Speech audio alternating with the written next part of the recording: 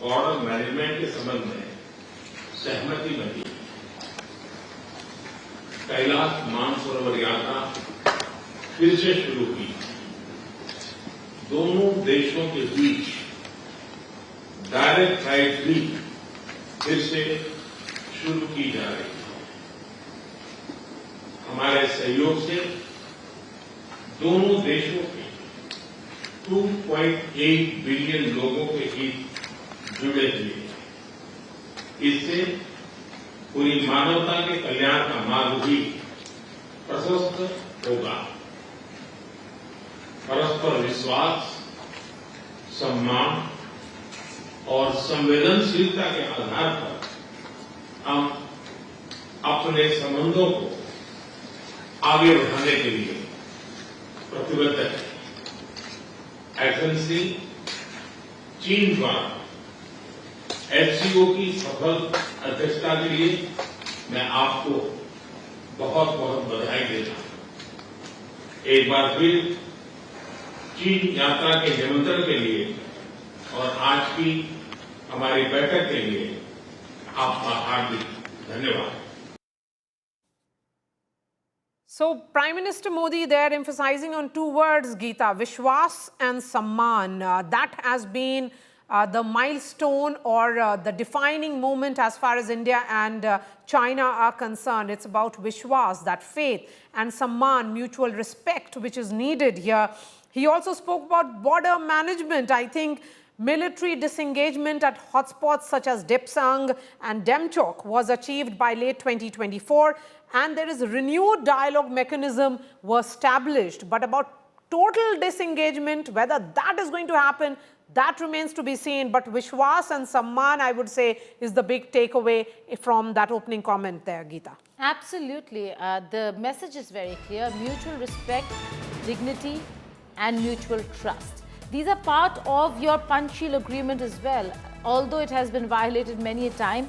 But the fact, Maria, is that this is the first statement coming in from Prime Minister Modi where he's spoken of how India-China is the growth story. If there is anything that can lead to a real solution to humanitarian problems in the world, the two countries will have to work together towards that. He spoke about people-to-people exchange, the incremental steps that have been taken by the two sides when it comes to direct flights, Kailash Mansarovar Yatra, people-to-people exchange.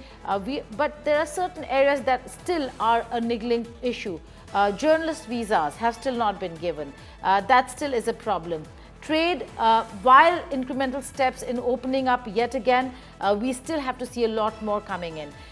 In terms of trusting each other, the most important thing that Prime Minister Modi said, it should be based on mutual trust and mutual respect. Yes. That trust cannot come, Maria, like you rightly said, if the border issue, the current border crisis, is not resolved. Yes, resuming religious pilgrimage, issuing thousands of visas, fostered some kind of confidence between the two nations and their citizens.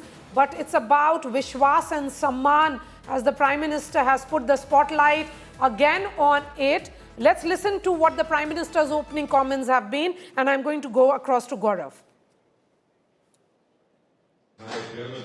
स्वागत के लिए मैं आपका हृदय से आभार व्यक्त करता हूं।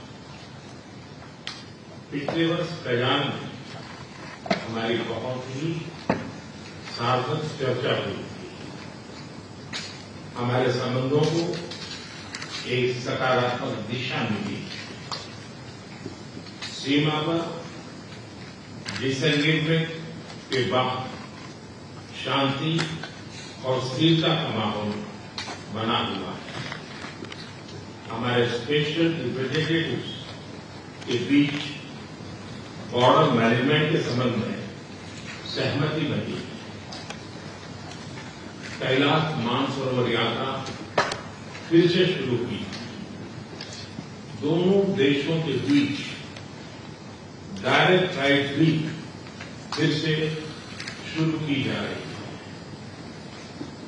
हमारे सहयोग से दोनों देशों के 2.8 बिलियन लोगों के हित जुड़े हुए हैं। इससे पूरी मानवता के कल्याण का मार्ग भी प्रशस्त सशक्त होगा। परस्पर विश्वास, सम्मान और संवेदनशीलता के आधार पर हम अपने संबंधों को आगे बढ़ाने के लिए प्रतिबद्ध है। एथेंस की चीन द्वारा एचसीओ की सफल अध्यक्षता के लिए मैं आपको बहुत बहुत बधाई देता हूं। एक बार फिर चीन यात्रा के निमंत्रण के लिए और आज की हमारी बैठक के लिए आपका हार्दिक धन्यवाद।